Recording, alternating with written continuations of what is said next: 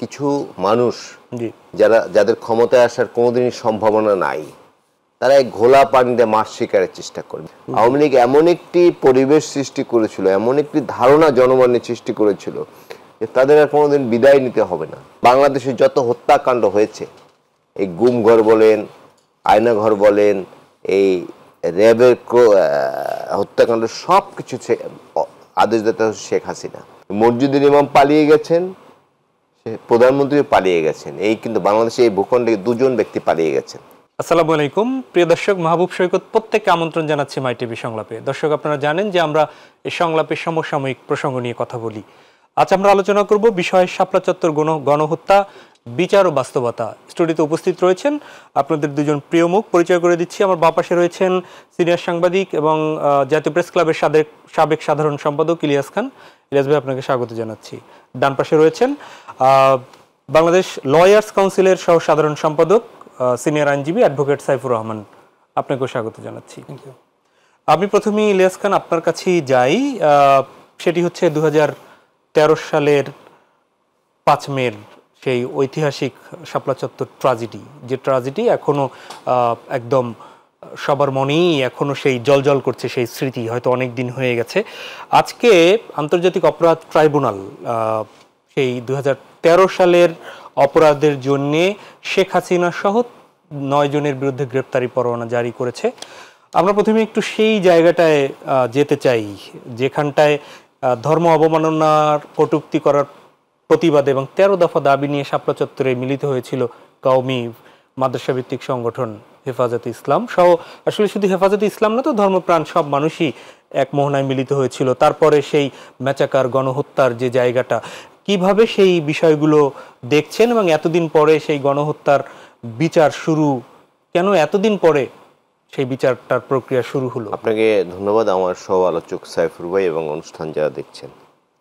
আপনি বলেছেন ঐতিহাসিক একটি দিবস, গণহত্যা দিবস, বাট আমাদের দগদগে ঘা হয়ে আছে আমাদের হৃদয়ে সেই কোমলমতি শিক্ষার্থী বাচ্চা ছেলে যারা ঢাকার রাস্তাঘাট চিনে না ভালো করে, তাদেরকে রাতের আধারে, পরবর্তী এগুলো কিন্তু বেরিয়েছে, তাদেরকে হত্যা করা হয়েছে।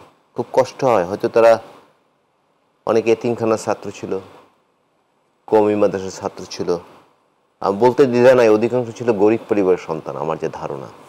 এই কারণে এই হত্যাকাণ্ডটি নিয়ে ন্যূনতম কেউ কথাও বলেনি।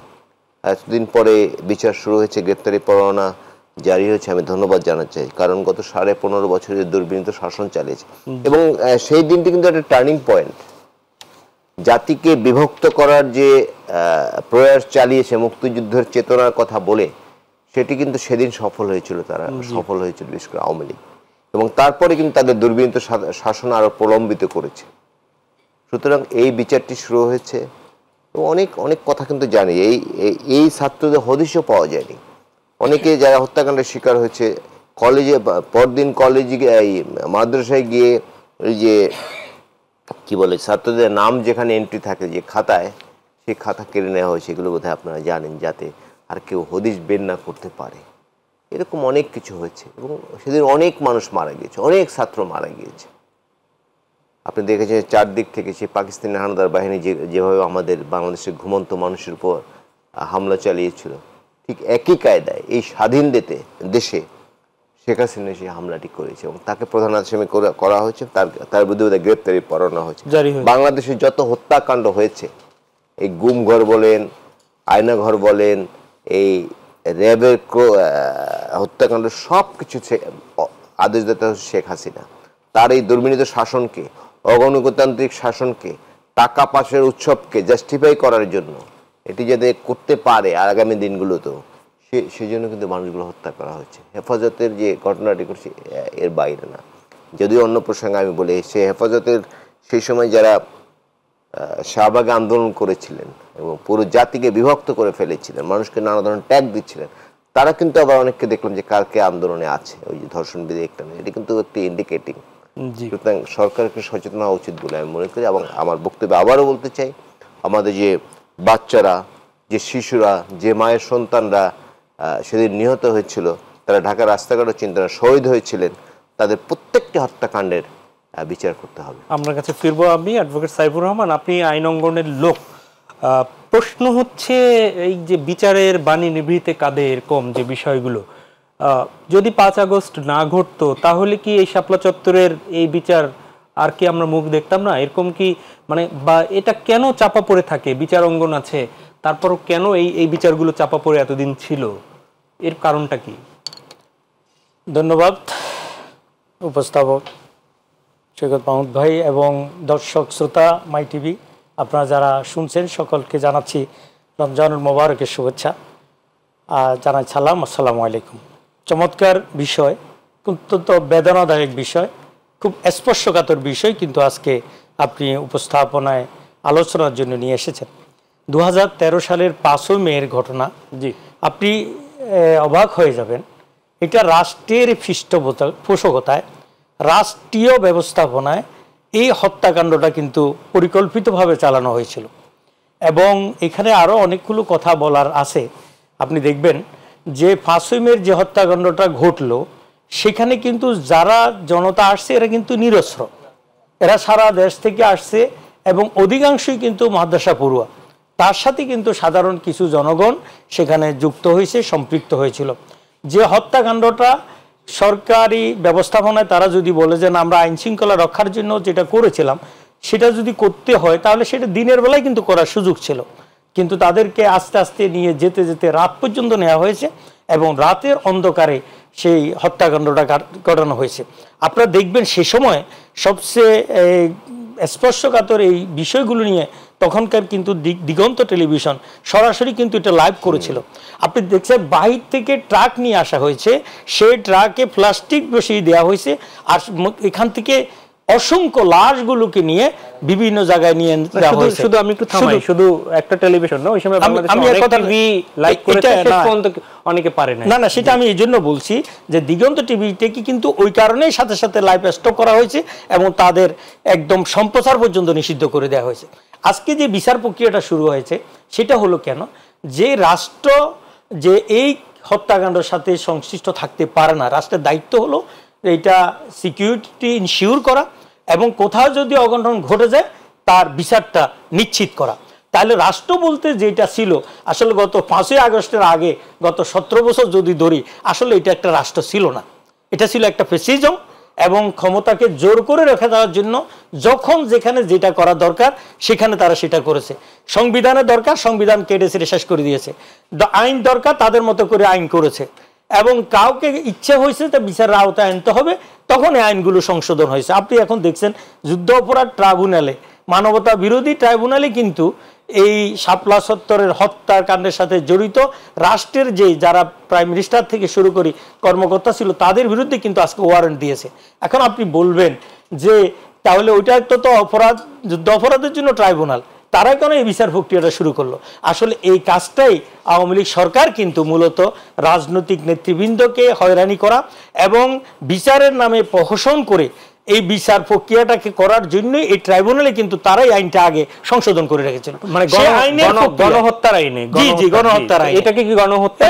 গণহত্যা তো বলা যায়, অবশ্যই গণহত্যা বলতে হবে। এবং গণহত্যার চেয়ে এটাকে যদি আপনি গণহত্যা না বলেন তো আর কোনটাকে বলবেন? এই ধরনের ঘটনা আমাদের মুক্তিযুদ্ধের পরে আর এত কিলিং একসঙ্গে এটা হয় না। এটা হত্যাকাণ্ডের সাথে জড়িত কারা? রাষ্ট্রের প্রশাসন, পুলিশ নিজে গুলি করতেছে, আইন শৃঙ্খলা বাহিনীর সদস্যরা গুলি করতেছে। সাধারণত আমরা দেখেছি পালিয়ে যাওয়ার যে রাস্তা থাকে সাধারণত সেই রাস্তাটাও কিন্তু বন্ধ করে দেওয়া হয়েছিল এবং এই লাশগুলোকে নিয়ে কেউ কেউ বলছে সীমান্তের ওপারে গিয়ে গর্ত করে কিন্তু সেখানে রাখা হয়েছে। আজকে বিচার প্রক্রিয়ায় তাদের বিরুদ্ধে ওয়ারেন্ট শুধু তাই নয়, এই প্রক্রিয়ার সাথে জড়িত এই সংখ্যাটা অনেক হবে এবং অনেক একজন পুলিশ অফিসারের কল রেকর্ড আমরা সাথে সাথে তখন শুনছি যে তিনি নির্দেশ দিচ্ছেন এবং গুলি করে আসি বলছেন যে এভাবে আমি অমুককে গুলি করেছি। এই ভয়েস মেসেজটা বাসে বসে কিন্তু আমরা এই মোবাইলে কিন্তু শুনতে পেয়েছিলাম।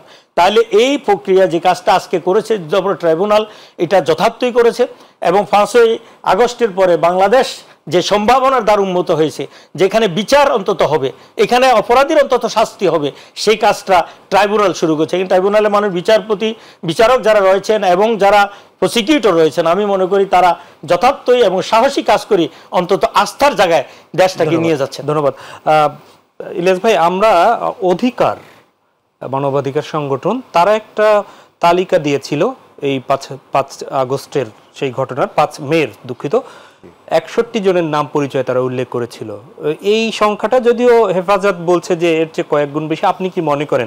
আমি মনে করি হচ্ছে অনেক অনেক বেশি অধিকার, এবং এই সংখ্যাটি দেওয়ার কারণে অধিকারে কিন্তু নানা ভোগান্তি হয়েছে। আপনার মনে আছে যে অধিকারের যিনি প্রধান এখন যিনি উপদেষ্টা, তাকে কিন্তু গ্রেফতার করা হয়েছে, নানাভাবে হয়রানি করা হয়েছে। অধিকারের সঙ্গে আমার দীর্ঘদিন ধরে যোগাযোগ আছে, ওখানে যারা কাজ করেন খুব সাফার করেছে।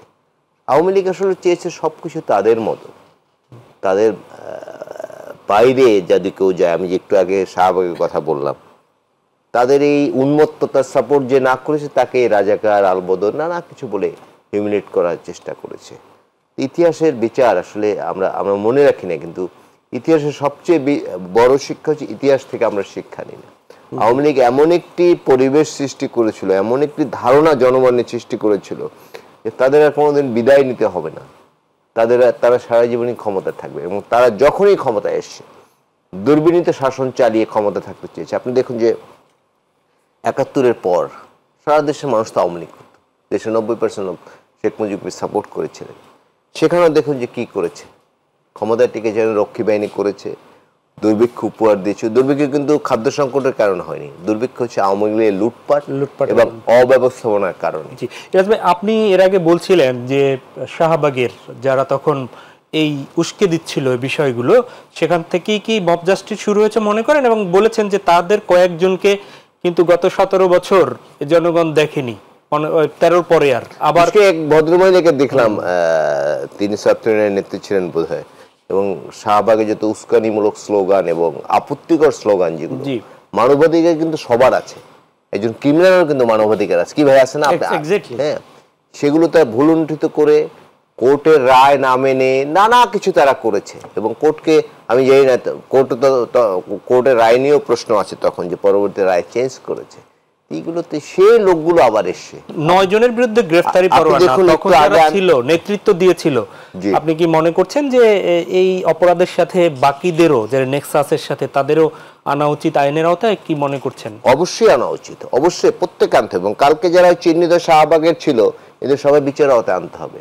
তারা এই যে কেন বলছেন আনতে হবে, কি যে অস্থিরতা সৃষ্টি করেছিল মনে আছে, কোর্টকে চাপ দিয়েছে, কোর্ট তো আমাদের শেষ ভরসাস্থল, সেখানে চাপ দিয়েছে। তারপর এই যে শাহবাগী হত্যা, এই যে মতিঝিল হত্যাকাণ্ড, এর দায়ও তাদের আছে, শাপলা চত্বরের। তারা এগুলো নানা কিছু করেছে বলে বাংলাদেশের মানুষ ধর্মপ্রিয়, ধর্মপ্রাণ, কিন্তু ধর্মান্ধ না।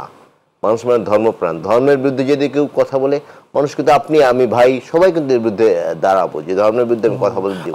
আমি একটু আইনের ব্যাখ্যাটা নিয়ে আসি সাইফুর রহমান ভাই, যেটা বলছিলেন যে 9 জনকে আন্তর্জাতিক অপরাধ ট্রাইব্যুনাল গ্রেফতারের পরোয়ানা জারি করেছে, কিন্তু এই নেক্সাসের সাথে তো শুধু 9 জন না, প্রধান ব্যক্তিরা না, অপরাপর যারা জড়িত ছিল, ইলিয়াস ভাই বলছেন যে গতকালকেও দেখা গেছে শাহবাগে তারা আবার, তো এদেরকে কারা আনলো না কেন? হ্যাঁ, এদেরকে এখানে আমি একটু বলি আপনাকে, আইনের প্রক্রিয়াটা হলো, প্রথমত হলো প্রিমা ফেসি কেস যখন সুস্পষ্টভাবে ডিসক্লোজ হয়ে যায়, তখন কিন্তু তাদের বিরুদ্ধে দেন অ্যান্ড দেয়ার এই একটা অর্ডার কোর্ট করতে পারে, এবং এদের বিরুদ্ধে যে এখন যে বিষয়গুলো নিয়ে আসছে বা তাদের বিরুদ্ধে এখন ওয়ারেন্টটা দিয়েছে, তো এটা একদম প্রিমা ফেসি কেস বলতে কি, প্রথমে কেস ওপেন করলে এদের নামগুলো কিন্তু চলে আসতেছে সুস্পষ্টভাবে।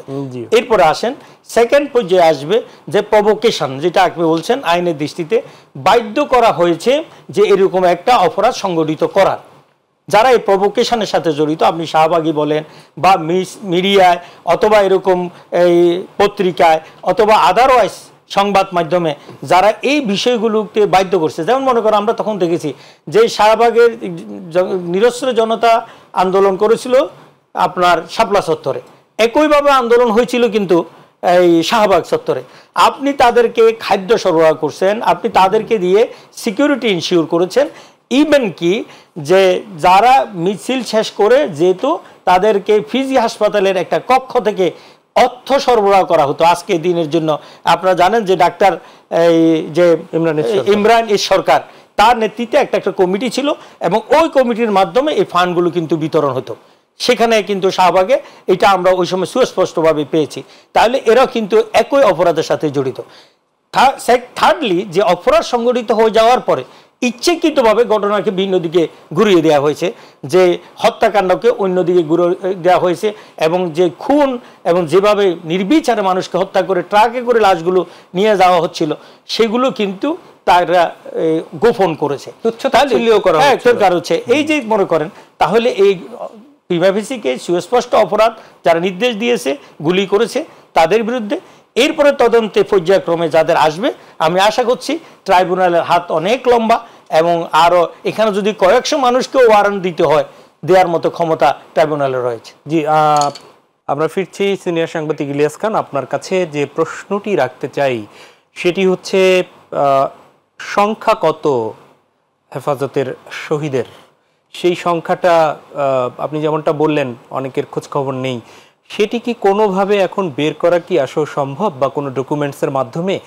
আর একটা হচ্ছে যে প্রশ্নটি ছিল যে তারপর যাদের বুকে গুলি চালানো হলো, নেতৃত্বে যারা ছিল, সেই হেফাজতেরই একটা বৃহৎ অংশ কিভাবে তৎকালীন সেই ফ্যাসিবাদী শাসক গোষ্ঠীর পাশে গিয়ে ছায়ায় গিয়ে বসলো এবং কওমি জননী আখ্যায়িত করলো শেখ হাসিনাকে। না, আসলে তাদেরকে নানা ধরনের ভয়ভীতি দেখানো হয়েছিল আমি যতদূর জানি, এবং আরেকটি বিষয় জানি সেটা আর এই স্টুডিওতে বলতে চাই না। তারপর তারা কি বলে যে তাদের একটা কওমি মাদ্রাসার ছাত্রদের সার্টিফিকেট একটি বিষয় ছিল।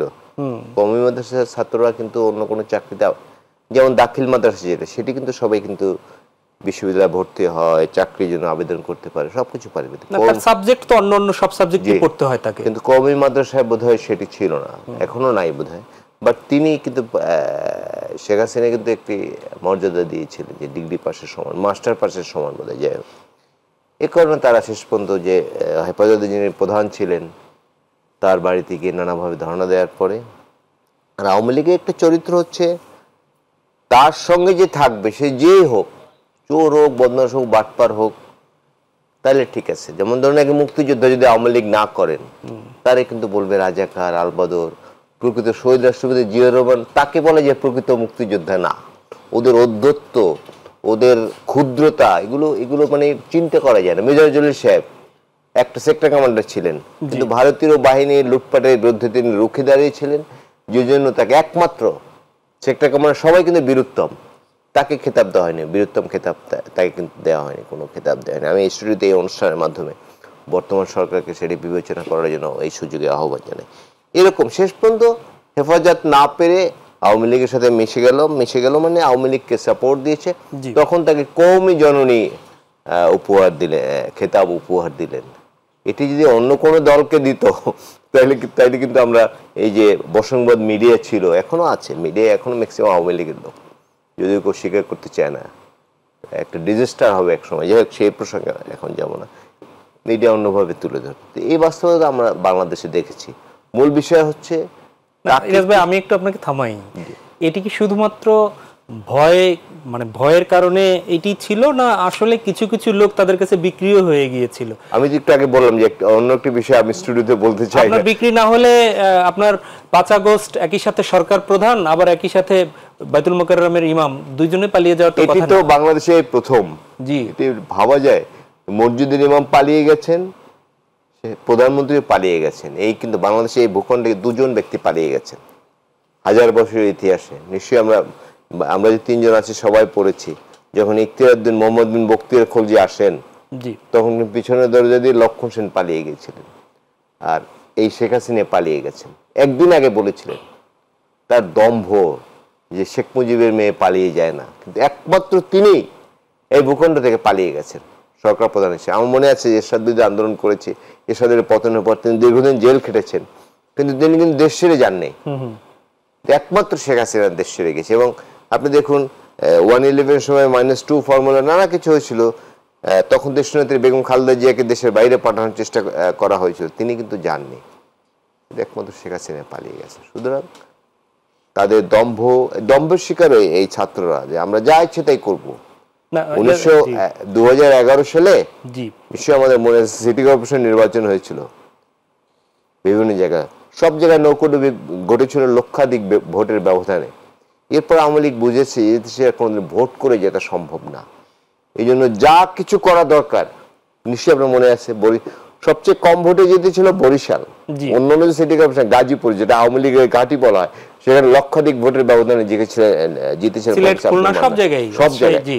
এই ভোটটির পরে আওয়ামী লীগ বুঝতে পেরেছে এদেশে আমরা কোনোদিন ভোট দিয়ে আর জিততে পারবো না, সুতরাং ভোট প্রক্রিয়া যাতে একদম নির্বাচনে পাঠানো যায়, নির্বাচন ব্যবস্থা সেটি করতে যা লাগে, মানুষ খুন, এই বাচ্চাদের খুন করেছে, এই যে কত মানুষ গুম আছে, 600 বেশি লোক গুম হয়েছে, এই আয়নাঘর করেছে, নানা কিছু করেছে, মানে ভোটটি দেওয়া যাবে না, কারণ ভোট দিলে তারা কোনোদিন ক্ষমতা, খুব কষ্ট হয় কি এই দুর্বিনীত শাসন চালিয়েও তারা 15.5 বছর মানুষের উপর জগদ্দল পাথরের মতো। এখানটাই আমি একটু আসতে চাচ্ছিলাম যে তাহলে যে কারণেই হোক না কেন শাপলা চত্বরের যে বিস্ফোরণ হয়েছিল তৎকালীন সময়, যা দমিয়ে দিল, তারপরে তারা প্রলোভন হলো অথবা অন্য কোনো ভয়ে হলো, এই আলেম সমাজ একটা অংশ যে বসে গিয়েছিল তারা তৎকালীন সময় ভয়হীন অবস্থায় যদি জয় করতে পারতো তাহলে তো এতদিন হয়তো দুর্বিনীত শাসনটা চলতো না।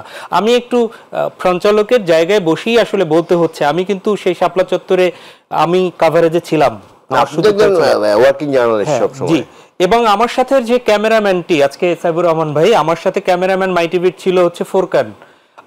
আমরা সেই বিভৎসতা দেখেছি, তারপরে আমরা যান নিয়ে কোনোভাবে যখন মধ্যরাতে ফিরেছি, এরপরে ওই বিভৎসতা দেখে আমাদের সেই ফোরকান শুধুমাত্র জব ছেড়ে যায়নি, ঢাকা শহর থেকেই চলে গেছে এবং এই গণমাধ্যম থেকে চলে গেছে যে বিভৎসতা দেখেছে। আজকে হয়তো মানে প্রত্যক্ষদর্শী হিসাবে যদি তাকেও ডাকা হয় কখনো, বা আমাদেরকে গণমাধ্যম যারা, তারাও সেই সাক্ষী দিতে পারবো। সাইবুর রহমান ভাই, আপনার কাছে একটু ফিরি, সেটি হচ্ছে যে এই পয়েন্টে একটু বলতে চাই যে আসলে প্রত্যক্ষদর্শী মধ্যে আপনি যেরকম আমরাও সেরকম, আমরা হয়তো গুলির আওয়াজে দূরে সরে গেছি, আর আপনারা কিন্তু সাংবাদিকতার ড্রেস পরার কারণে একটু পেশাগত কারণে ছিলেন। তবে আজকে ট্রাইব্যুনালে যে বিচার প্রক্রিয়াটা শুরু হয়েছে, সে শুরু প্রক্রিয়া আপনার মতো কিন্তু এইরকম অসংখ্য প্রত্যক্ষদর্শী সরাসরি ট্রাইব্যুনালে এসে তাদের জবানবন্দি তারা রেকর্ড করেছে। তো আমি মনে করি ছবিগুলো প্রত্যেক টেলিভিশনের ক্যামেরায় আছে এবং আর্কাইভে আছে, এবং যাদের ছবি তো আপনারা তো এগুলো আরো বেশি সাক্ষী, কিন্তু যারা সরাসরি এফেক্টেড হয়েছে তারা কিন্তু ট্রাইব্যুনালে দেওয়ার কারণে আজকে তাদের বিরুদ্ধে কিন্তু সরাসরি ওয়ারেন্ট হলো। তো আমি মনে করি বিচার প্রক্রিয়ায় সাংবাদিক হিসাবে আপনাদেরও কিন্তু এগিয়ে যাওয়া দরকার, ট্রাইব্যুনালে আপনাদের এই বক্তব্যগুলো প্লেস করা দরকার, যেহেতু আপনাদের কাছে তথ্য আছে, বক্তব্য আছে, আপনারা নিজেরাই সাক্ষী, তাহলে আমি মনে করি বিচারটা আরো শক্ত হবে এবং যথার্থ হবে। জি, প্রশ্ন সেটি হচ্ছে যে শাপলা চত্বর এর সাথে গণহত্যা, বিচার ও বাস্তবতার যে জায়গায়, গণহত্যা তো শাপলা চত্বরে যেভাবে হয়েছিল ধারাবাহিকতায় এই 24-এও হয়েছিল, তো সেইখানটায় এই এত বছর আগের যে গণহত্যা যেটা হলো, এই বিচার শেষ করতে কতদিন লাগবে? এটি যে বিচারের দীর্ঘসূত্রতা বলা হয়, সেখানটায় আবার আটকে যাবে কিনা সেটি একটু নিশ্চিত করেন। এই আশঙ্কা তো আমাদের অলওয়েজ থেকেই যায়, কারণ আমরা তো অতীতেও দেখেছি যে যথাযথভাবে কোনো একটা কাজ শুরু করার পরে কিন্তু আপনার যথার্থভাবে এটা শেষ করা যায় নাই বিভিন্ন রাজনৈতিক বিশৃঙ্খলার কারণে। তো আমাদের ট্রাইব্যুনালের চিফ প্রসিকিউটর কিন্তু একটা চমৎকার কথা বলেছেন যে গণ অভ্যুত্থানের পর যে বিচার প্রক্রিয়া সহ মানুষের আকাঙ্ক্ষা পূরণের যে তৎপরতা, কেউ যদি এটাকে বাধা বা আদারওয়াইজ কোনো তৎপরতায় নিয়ে যায়, তাহলে এটাকে মনে করতে হবে যে তার বিরুদ্ধে একটা অবস্থান নেওয়া।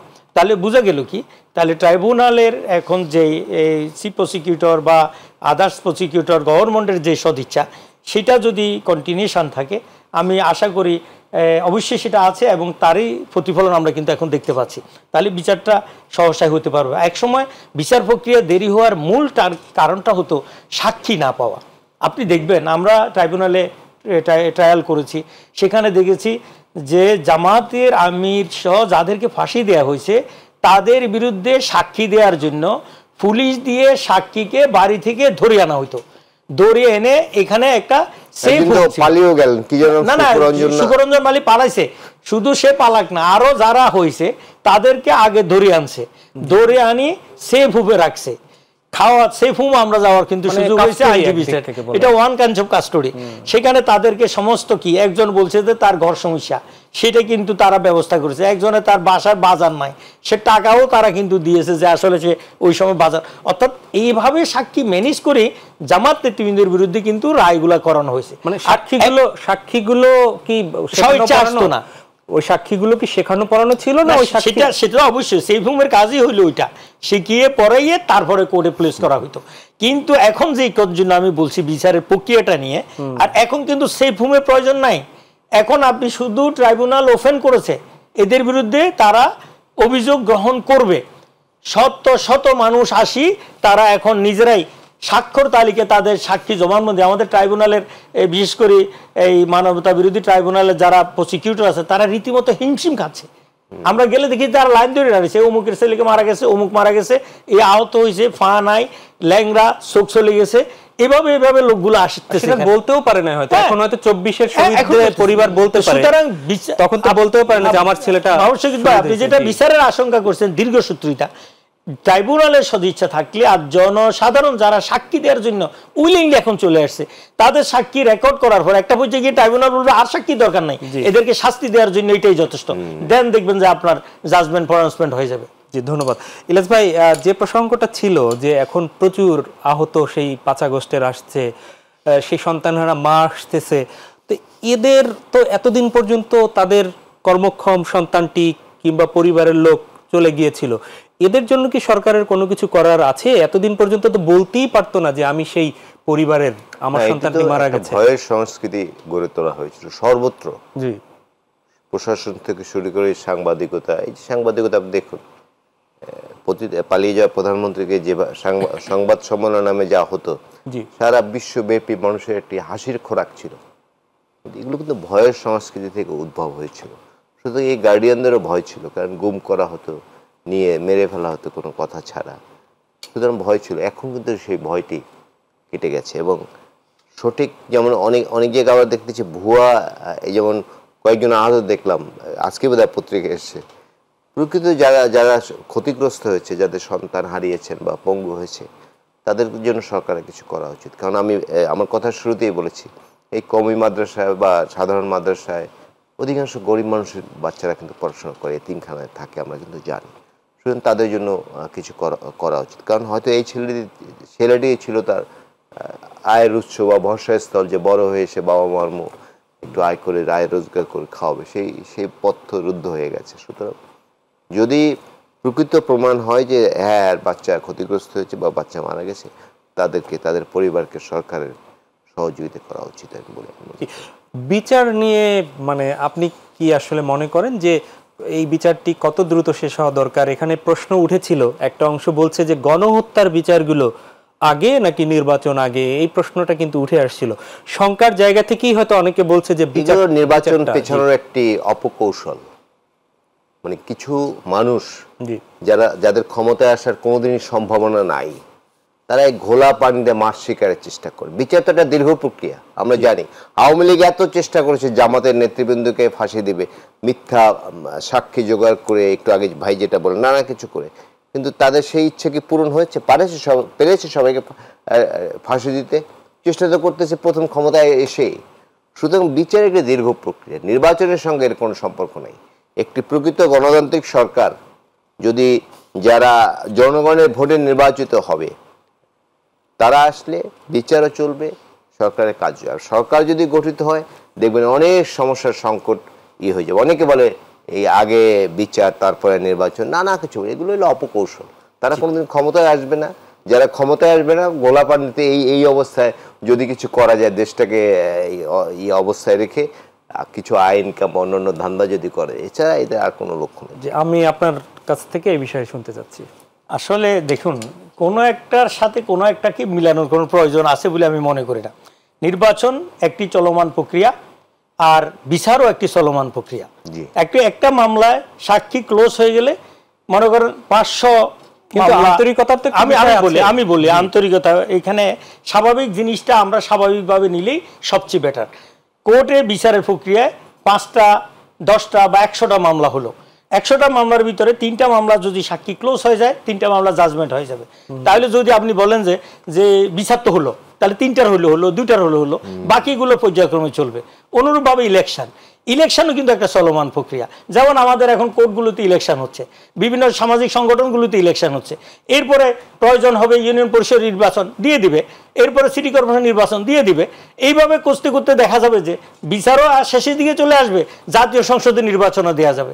এখানে তোলপাল হচ্ছে ওই জায়গায় যে জাতীয় সংসদের নির্বাচনটা আগে দিব না লোকাল ইলেকশনটা আগে হবে, এই নিয়ে কিন্তু মতবিরোধটাই সবচেয়ে বেশি। আমি বলছি যে দুইটি প্রক্রিয়ায় চলমান, যখন যেটা সুইটেবল হবে তখন সেই কাজটা করে ফেলতে হবে। কিন্তু যারা এই দাবি করছে যে বিচার আগে হতে হবে, তাদেরকে কি আপনি মনে করছেন যে নির্বাচন বাধাগ্রস্ত করার এটা কৌশল, তাদের অপকৌশল? আমি সেভাবে নিব না। আমি তা বলবো যে হয়তোবা তাদের এই এক পেশে চিন্তা হতো ওইটা হতে পারে, অথবা বুঝার তত ভুল হতে পারে। আমার আজকের বক্তব্যের পর আশা করি তাদের কোনো সে থাকবে না, কারণ 5টা মামলার ভিতরে একটা রায় যদি হয়ে যায় তো একটা বিচার তো আপনি পেয়ে গেলেন। সুতরাং ইলেকশন হইতে আর অসুবিধাটা কোথায়? আপনি যদি বলেন যে সব বিচার শেষ করতে হবে, বাংলাদেশের সব কোর্টের সব বিচার এখনো শেষ হচ্ছে না। আমরা এখন যে উচ্চ আদালতে আছি, সে আদালতে বাপ মামলা করেছে না দাদাই করেছে, দাদার পরে বাপ গেছে, এরপরে কি ভাই গেছে, এখন নাতিরা আসি, এগুলা কন্টেস্ট করতে হচ্ছে। এমনও হলো যে যিনি মূল মামলার বাদে যে টাকা পাওয়ার বেনিফিশিয়ারি, সে টাকার মামলাটা এখন নিষ্পত্তি হয় নাই, তার সন্তানরা কে কিভাবে পাবে না পাবে।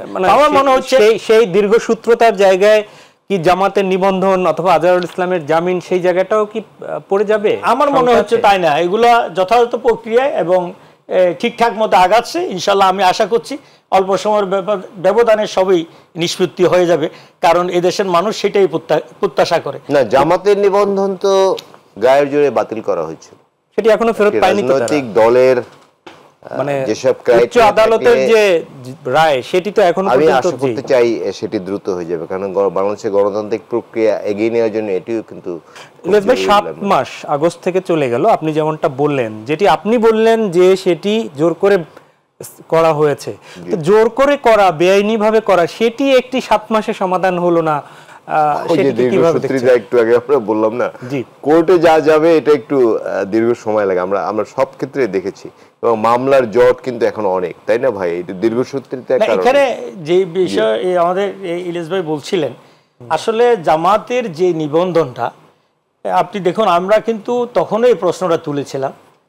কোর্ট একটা রায় দিয়েছে যে জামাতের এই নিবন্ধন সংক্রান্ত বিষয়ে, সে রায়টা বাস্তবায়ন যদি করতে হয়, নির্বাচন কমিশনও কিন্তু যে আপনার এই জামাতের যারা নেতৃবৃন্দ ছিল তাদেরকে একটা নোটিশ করতে হবে যে কোর্ট থেকে এরকম একটা আদেশ এসেছে, অথবা এই ক্ষেত্রে যে পয়েন্টগুলো তোলা হয়েছিল, এখানে অনেকগুলো বিষয় আছে, নিবন্ধন আছে, প্রতীক আছে। প্রতীকের বিষয়টা এমন হয়ে গিয়েছে, কোনো কোর্টের আদেশও নাই, চিফ জাস্টিস থেকে একটা চিঠি দেওয়া হলো, আর সে আলোকে নির্বাচন কমিশন প্রতীক এটা বাদ দিয়ে দেওয়া হলো।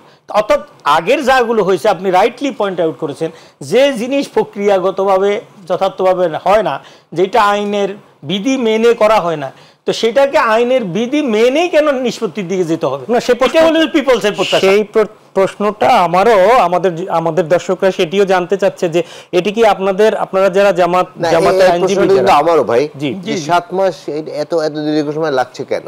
এখানে তো আমি আপনাদের প্রশ্নটা না, আমরা এটা কারো ব্যর্থতার দিকে নিতে চাইবো না, কারণ হলো আদালত তার নিজস্ব প্রক্রিয়ায় কাজ করছে। যেহেতু আমাদের বাংলাদেশের সুপ্রিম কোর্ট পুনর্গঠন সংক্রান্ত বিষয়ে যে প্রক্রিয়াটা হয়ে আসছে আপনারা তো দেখেছেন, তার মানে আপনার নেতা এখানে একদম সেক্রেটারি জেনারেল জেলের ভিতরে আছে, এটিও আপনারা সন্তুষ্ট চিত্তেই রাখছেন? না, আমরা তো সেটাই বলছি না, একটু দেখেন এটা প্রক্রিয়া, প্রক্রিয়ার ভিতরে আছে না। এখান তো আর জামাত তো ওই সিদ্ধান্ত নিয়ে তাকে যদি বের করতো, তাহলে 5 তারিখের পরে মিছিল নিয়ে কাশিমপুর থেকে তাকে বের করে নিয়ে আসা দরকার ছিল। দেখেন, এটা ছিল যে মূল বিপ্লবের মূল দাবি, সেটা না করার কারণে হয়তো যদি আপনি যদি বলেন যে তারা আইনের প্রক্রিয়াটাকে যথার্থভাবে ফলো করছে না, জামাতের আমির এবং সেক্রেটারি জেনারেল এই বিষয়ে বক্তব্য দিয়েছেন, তারা বলেছেন তারা যথার্থ আইনগত প্রক্রিয়া সম্পন্ন করেই জামাত নেতৃবৃন্দকে মুক্ত করবে, যাতে করে ফিউচারে এই প্রশ্ন কেউ তুলতে না পারে যে জামাত ও আদারওয়াইজ তার নেতৃবৃন্দকে মুক্ত। যারা ইতিমধ্যে মুক্ত হয়ে গিয়েছে পলিটিক্যাল মামলায়, তাদেরকে কি আপনি যথাযথ আইনি প্রক্রিয়া মুক্ত হয়নি বলে মনে করছেন? তাহলে এখানে প্রশ্ন তোলার অনেক ক্ষেত্রে যদি কেউ তুলতে চায়, একটু তুলতে পারবে। সেজন্য আমরা বলছি যে মানে আপনি সেই প্রশ্ন তুলছেন না, আপনাদের ব্যর্থতাটা দেখছেন না না। না, আমি ব্যর্থতা আর সফলতার প্রশ্ন এখানে আমাকে করলে হবে না, এটা জামাত ইসলামীর নেতৃবৃন্দের যারা পলিটিক্যাল লিডার তাদেরকে বলতে হবে। যে লয়ার হিসেবে আমরা কি করেছি, আপনি সে প্রশ্নটা হয়তো বা করতে পারেন। তো আমরা বলছি, আমরা আদালতকে আমাদের এই পিপলদের অনুশোচনার কথা, মানুষের আক্ষেপের কথা, আবেগের কথা বিভিন্নভাবে নিয়ে গিয়েই এমন জায়গায় আদালত সেটা শুনেছেন এবং একটা নির্ধারিত তারিখ নির্দিষ্ট করেছেন। এটি মাজার সাহেবের মামলাটাও শুনবেন, এটাও নির্দিষ্ট করেছেন। ইতিমধ্যে জামাতের মামলায় ডিসমিস ফর ডিফল্ট হলো, সেটা কিন্তু পুনরুদ্ধার হয়ে মূলত আপিলের প্রক্রিয়ায়, শুনানির প্রক্রিয়ায় এখন আছে। তাহলে জামাত যে কাজটা করেই ফাইনালি পৌঁছে যাচ্ছে, তাহলে এই প্রশ্নের এই প্রক্রিয়ার উপরে জামাতের উপরে কোনো কেউ অথবা ব্লেম দিতে পারবে না। সেই প্রক্রিয়া জামাত নেতৃবৃন্দ অথবা ধৈর্য ধারণ করে একটু অপেক্ষা করুন। সেই ধৈর্যটা আপনারা কতদিন ধরবেন সেটি অক্টোবরের তফসিল ঘোষণা হলে, আপনাদের নিবন্ধন না থাকলে কি করবেন সেটি আপনাদের জনগণ জানতে চাইতেই পারে। তবে ইলিয়াস খান, আপনার কাছে আমরা সাম্প্রতি সময়ে দেখতে পাচ্ছি সেটি হচ্ছে যে এই যে আন্দোলন হচ্ছে, যে আন্দোলনের বিষয় দেখছেন, অন্তর্বর্তী সরকারের করণীয় কি কতটুকু করতে পারে তা সেটি আমরা জানি, কিন্তু আন্দোলনের নামে মানুষকে জিম্মি করার ঘটনা কিন্তু চলছে। সর্বশেষ সবচেয়ে একদম সেন্সিটিভ পেশা এমবিবিএস, তারা কিন্তু তাদের দাবি আদায়ে আন্দোলন না করছে কে? শুধু এমবিবিএস পেশাধারী তারাই না, সবাই আন্দোলন করছে। আপনি দেখুন যে সারাদিন চিকিৎসা না দিয়ে তারা বন্ধ রেখেছে হসপিটাল। এটি শুধু এই রাষ্ট্রে, এত অমানবিক রাষ্ট্র আমরা পৃথিবীর কোথাও দেখিনি, কিন্তু এখানে হচ্ছে।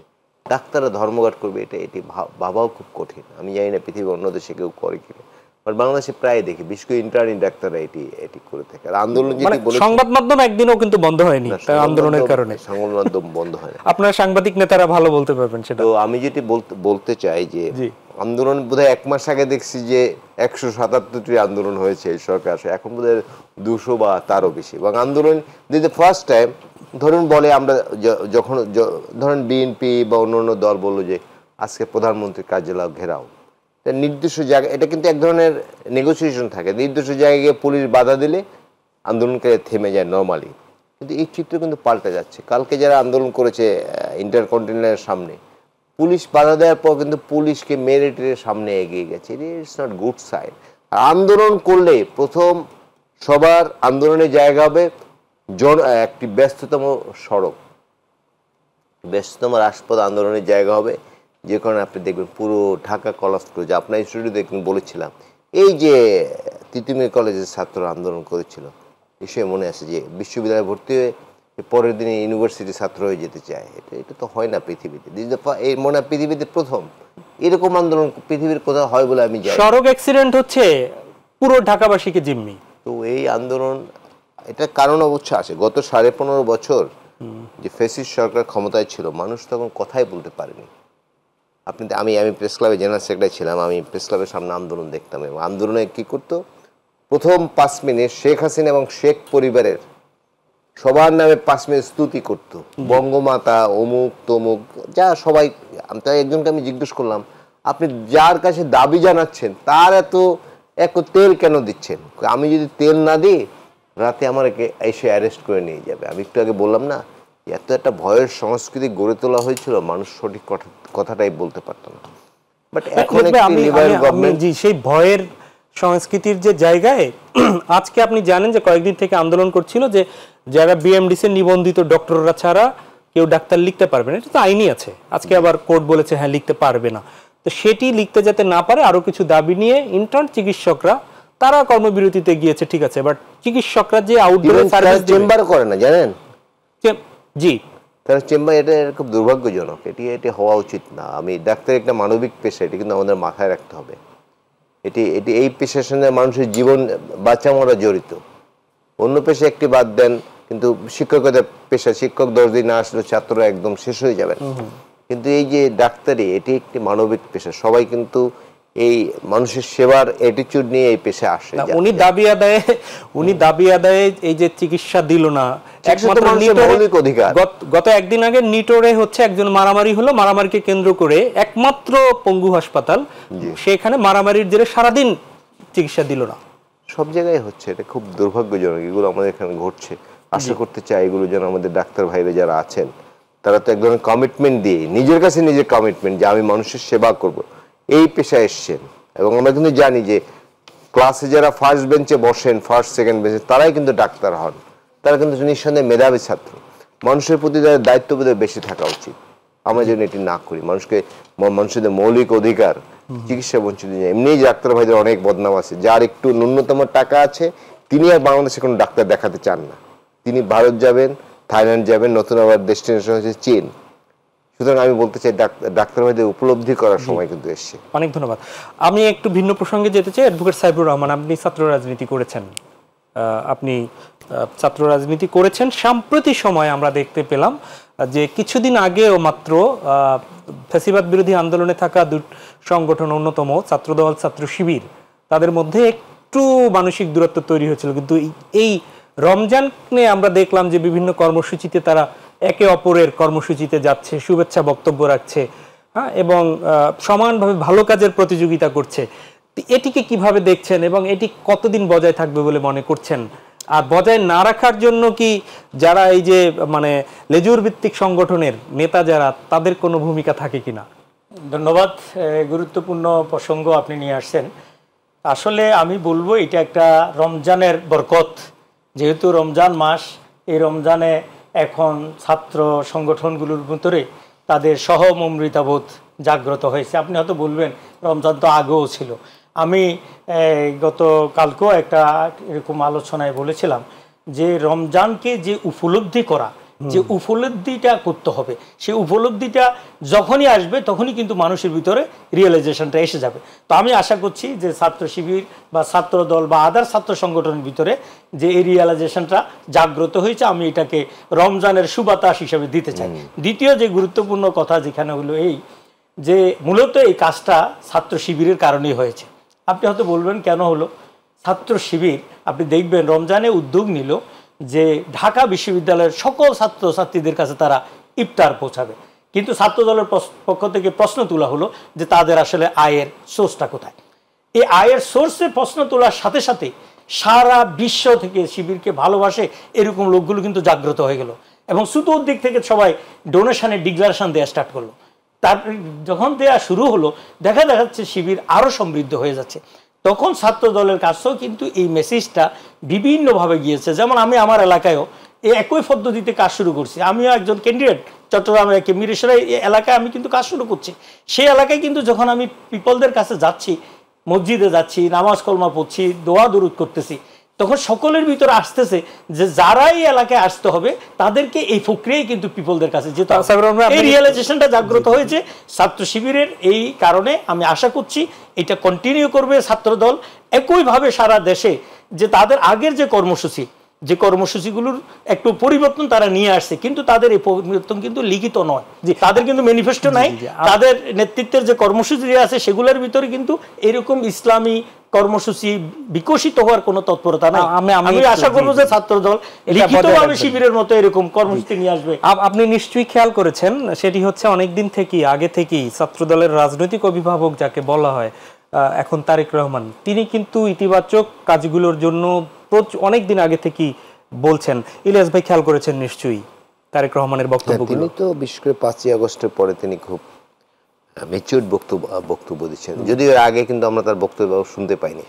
আমার প্রেস ক্লাবে একদিন জনাব তারেক রহমান নিষিদ্ধ ছিল বক্তব্য প্রচার করার কারণে নানা ঘটনা ঘটে, যাক সে এই প্রসঙ্গ বলে এটি ভালো, ভাই যেটি বলেছেন এটি ভালো। ছাত্রদল, ছাত্র শিবির এবং তারা তো সাফার করে। যদি ছাত্রদল অভিযোগ করে আগে ছাত্রলীগের আশ্রয় ছিল, এখন আবার নিজেদের চেহারা বের করেছে, কোনো কালে তারা কোনো কিছু সাফার করে না, ছাত্রদল এটা বলতে চায়। এটা হয়তো সব ক্ষেত্রে সত্য না। 100% শিবিরের ছেলেরা তারা ছাত্রলীগে আশ্রয় নিয়েছিল না, তাই না? যাই হোক, ছাত্রদল বলতে চায় আমরা তো আশ্রয় নিই, তোমরা কেন আশ্রয় নিয়েছো, আবার এখনো ক্রিম খেতে চাচ্ছ। যাই হোক, সেটি ভিন্ন প্রসঙ্গ। বাট গণতন্ত্রের জন্য কিন্তু সবাই লড়াই করছে, যেমন বিএনপি করেছে, জামাত করছে, সাফার করেছে, অনেক বাড়ি ঘরে ঘুমাতে পারে না। বিএনপির 1,65,000 মামলা বিএনপি নেতাকর্মী। জামাতের অনেক নেতাকে হত্যা করা হয়েছে, নেতাকর্মী জামাত নাম শুনলে গুলি করা হতো, ঘরে বসে কথা বললে বলতো যে রাষ্ট্রবিধির ষড়যন্ত্র করছে, নানা কিছু তো হয়েছে। সুতরাং গণতান্ত্রিক শক্তিগুলোকে একটি পয়েন্টে ঐক্যমত্য হওয়া উচিত। এমনি যা দ্বন্দ্ব যা আছে নির্বাচন আগে না নির্বাচন পরে, গলা রক ফুলিয়ে নির্বাচন করতে দিবে না, থ্রেট দেয় কালকের বাচ্চারা, এগুলো সহ্য করে একটি জায়গায় এক থাকতে হবে যে ফেসিস যেন কোনোভাবে ফিরে না আসতে পারে। সেই ফেসিস ফেরার জায়গায় সব জায়গায় সংস্কারের সুবাতাস দেখলেও আপনি কি এই বিচার অঙ্গনে তো একটা হচ্ছে বিচার প্রক্রিয়ার সাথে অনেকে তো জড়িত, কালো কোট গায়ে দেয়া তো অনেক লোক আছে যাদের মধ্যে ফ্যাসিজম আছে, তো তাদের সেখানে আপনি কতটুকু দেখতে পাচ্ছেন যে ফ্যাসিজম মুক্ত হয়েছে? ফেসিজম মুক্ত তো অনেক জায়গায় হয়নি। আমি একটু আগে বলেছি, ধরুন যদি আগের হিসাবে ধরেন বাংলাদেশে 30% বা 32% লোক আওয়ামী লীগ করে, মানুষ হিসেবে 3 কোটি 3.5 কোটি, সাপোজ পালিয়ে গেছে কয়জন? 20,000 মনে হয় যায় না। আর সবাই তো এই দেশে আছে এবং 15.5 বছর তারা যে লুটপাট করেছে সেই অর্থগুলো কিন্তু তাদের কাছে আছে। এই লুটপাটকারীদের সেভ করার জন্য তাদের মতের অথবা এই নেক্সাসের সাথে জড়িত আইনজীবীরা কিন্তু এখনো তো আছে সক্রিয়, তারা তো কাজ করছে। এখন বলে যে আইনজীবীরা সবার পক্ষে দাঁড়াবে। একজন এই সাবেক শিবিরের সভাপতি ভদ্রলোক শিশির মনির, তার একটি ঘটনা দেখলাম যে তিনি কি আবরার ফাহাদের খুনিদের পক্ষে ছিলেন। আমি দেখলাম সমালোচনার পরে তিনি ওইটা প্রত্যাহার করেছেন, না আমি থাকবো না বা এরকম কিছু বলেছেন। তো আইনজীবী ভাইদের আমি আইনের বিষয়ে জানি না, বাট এই যে খুনি, এই যে যেমন এই যে কালকে বোধহয় কেউ দাঁড়ায়নি, এই যে মেয়েটাকে ধর্ষণ করেছে, যাদের আসামি দিয়েছে তাদের পক্ষে বোধহয় কেউ দাঁড়ায়নি। কিছু দৃষ্টান্ত স্থাপন করা উচিত। আবার আমরা যে বাইরে থেকে যা দেখি বাস্তবতা হয়তো ভিন্ন হতে পারে, সুতরাং আইনজ্ঞরা সেটি সহজ জব করে সেটি উদ্ধার করে। সুতরাং খুব স্পর্শকাতর বিষয় না হলে তো সব মানুষের পাশে আইনজীবীরা দাঁড়াবেন না। সেটি আমরা একটু একদম শুনি সাইফুর রহমান ভাই, নিজের পেশার জায়গায় বললাম, আপনি আপনার। ধন্যবাদ। আমি কৃতজ্ঞ, আপনারা আইন পেশা নিয়ে অন্তত ভাবছেন, চিন্তা করছেন, এটা সত্যি। আসলে প্রথম কথা হলো আমরা মনে করি যে ওখানে বোধহয় ছোঁয়া যাবে না। আমি বলি ইসলামী দৃষ্টিভঙ্গিতে কথাটা বলি। ইসলামী দৃষ্টিভঙ্গিতে হলো যে কাজটা আপনি প্রকাশ্যে করতে পারবেন না, সেটা কিন্তু গোপনেও করতে পারবেন না। এই প্রিন্সিপালটা হলো সকলের জন্য। এই ক্ষেত্রে আর কোনো খুনি যদি প্রকাশ্যে ডিক্লারেশন দেয় যে আমি খুন করেছি, অপরাধ করেছি, আমাদের দেশে কিন্তু তারা সেভ করার মতো কিন্তু কোনো আইন নেই। সেজন্য সাধারণত প্রক্রিয়াটা হলো একজন লয়ার ওই মামলা হ্যান্ডেলিং না করা। কিন্তু আমাদের অসুবিধাটা হলো কোথায়, আমাদের এখানে যখন মামলা মোকদ্দমা নিয়ে আসে তখন তার পক্ষ থেকে শপথ করে সবাই আসি বলে কোনোভাবেই সম্পৃক্ত না। এখন তখন শিশির মনিরকে আসি যদি দেখায় যে এই লোকটা ছাত্র শিবিরে এরকম সাথে সম্পৃক্ত ছিল, ভুল এরও ছাত্রলীগ ভানে শাস্তি দিয়ে দিয়েছে, এরকম করে একটা সে বক্তব্য আসছে তার গার্ডিয়ান থেকে এবং সে বলছে এখন সে ওই মামলাটা হয়তো বা রিসিভ করেছে। টোটাল মামলা না, একজন অভিযুক্ত। এখানে টোটাল মামলা তো না, এরকম কোনো এক ব্যক্তি আসছে তার ব্যাপারে আমি যদিও এই বিষয়ে তার সাথে কথা বলতে পারিনি। তো যাই হোক, এই সমস্ত বিষয়ে কথা হলো যারা পরিষ্কার অপরাধী তাদের পক্ষে আমরা কেন যাব, এটা আমাদের একদম এখান থেকে আমাদের সরে যাওয়া উচিত। কারণ আমাদের লোকেরা যখন ক্ষতিগ্রস্ত হয়েছিল, গুলি করেছিল, তখন কিন্তু ওই আইনজীবীগুলো তারা তো সেদিন তো যায় না, তারা তো প্রকাশ্যে আসি বলছে যে গুলি করা যাবে, অথচ গুলি কোন আইনে করা যাবে এরকম কোনো বিধান আমাদের দেশে নাই। তো সুতরাং আইনের এই প্রক্রিয়াটায় একজন আইনজীবী, হ্যাঁ এটা সত্য, আমি একজন আইনজীবী যেরকম তার কাছে আসলে কেউ, যেমন আমার কাছে এরকম অসংখ্য লোক আসতেছে, কিন্তু আমি নীতিগতভাবে এই মামলাটা রিসিভ করছি না, কিন্তু আমি তাকে একটা লাইন অফ অ্যাকশন দেখিয়ে দিয়েছি যে আপনি এই প্রক্রিয়া এভাবে যেতে পারেন। তাহলে এই হলো বিষয়। অনুরূপভাবে ডাক্তারদের ক্ষেত্রেও কথা, কোনো লোক যদি আহত অবস্থায় তার ইয়াতে চেম্বারে চলে আসে, তার প্রথম দায়িত্ব হলো তাকে চিকিৎসা দেওয়া। সে কোন দলের, কোন পার্টির, কোথায় এই প্রশ্নটা তোলা যাবে। অনেক ধন্যবাদ। তো আমি মনে করি এই ভারসাম্যপূর্ণ অবস্থানে আমাদের আইনজীবী ডাক্তার উভয়েরই থাকা দরকার। আমি আরেকটা বলি, আন্দোলনে না একটু 1 মিনিট বলি এই জন্য, আজকে যে রাস্তাঘাটে মিছিল মিটিং যেভাবে সবাই নেমে যাচ্ছে, এক্ষেত্রে কিন্তু আমাদের আইনের প্রক্রিয়া ফলো করা দরকার। আপনি কোথাও যদি প্রোগ্রাম করতে হয়, মিছিল দিতে হয়, দাবি করতে হয়, এর আগে কিন্তু সরাসরি থানা অথবা ডিএমপিকে আপনাকে ডিএমপি অ্যাক্ট অনুসারে একটা দরখাস্ত দিয়ে তাকে নোটিশে আনতে হবে, তার এখানে সিকিউরিটি ইনশিওর করতে হবে। আজকে কেউ করছেন না, হোমোজিক্যালে সবাই বেরিয়ে যাচ্ছেন। এই জন্য আমরা বলবো, যেহেতু আমরা একটা কাঙ্ক্ষিত স্টেট চাচ্ছি, লফুল সিটিজেন হিসেবে আমাদের প্রত্যেককে এই বিষয়গুলোতে সচেতন হওয়া। অনেক ধন্যবাদ, অনেক ধন্যবাদ অ্যাডভোকেট সাইফুর রহমান, অসংখ্য ধন্যবাদ ইলিয়াস খান, আপনাদের দুজনকে। প্রিয় দর্শক, এই ছিল আমাদের আজকের আয়োজন। দেখা হবে পরবর্তীতে। আমরাও চাই যে রক্তের বিনিময়ে ফ্যাসিবাদ বিদায় হয়েছে, এসেছে কাঙ্ক্ষিত বাংলাদেশ গড়ার জন্য, সেই দেশে ইতিবাচকভাবে আমরা প্রত্যেকে ভূমিকা পালন করি। আসুন এর জন্য কল্যাণমূলক রাষ্ট্র গড়তে সবাই যে যার জায়গা থেকে একটু হলেও ইতিবাচক কাজ করি। আল্লাহ হাফেজ।